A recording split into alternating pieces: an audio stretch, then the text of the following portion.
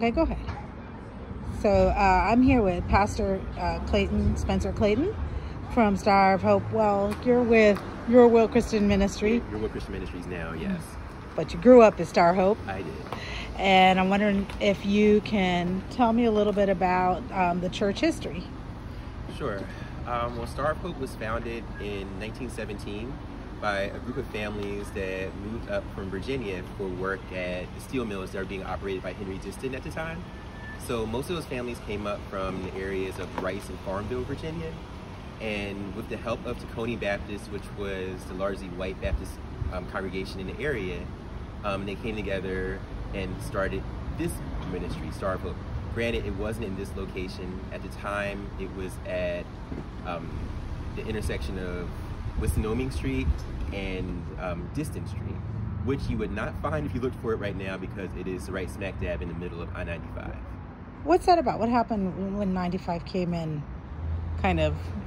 What was happening with the church then? And did they recompense the church for moving or help the church move or anything like that? That part, I'm not sure of those details, but I do know that a lot of the families in the area didn't get like money for eminent domain when it came through, or didn't get enough. Right. I mean, it's traditionally a lot of black families were not homeowners, so they were unable to own their properties. And even though I know Star of Hope owned their initial building, if they got anything, it wasn't much.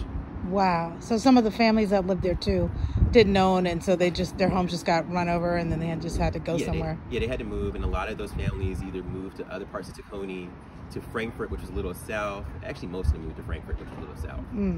And some, because a lot of the blacks who started Star of Hope were also related to families that lived in Frankfort a little further south, and Holmesburg a little further north anyway. Right. So they just kind of regrouped with where their families were. Okay. But yeah, there was a large black community that surrounded Star of Hope at the time, and that whole community was wiped out. And I guess like if you read the history, that you understand that this sort of thing happened all over the country, with ethnic enclaves being wiped out in the name of slum clearance to build interstate systems. So that was a part of Star of Hope's story, which is how Star of Hope ended up at this building that you see right behind me right now. That this building, thankfully Star of Hope as a congregation was well enough established that they did have like enough money set aside to buy this land and build this building. Although it did take some negotiation, because at the time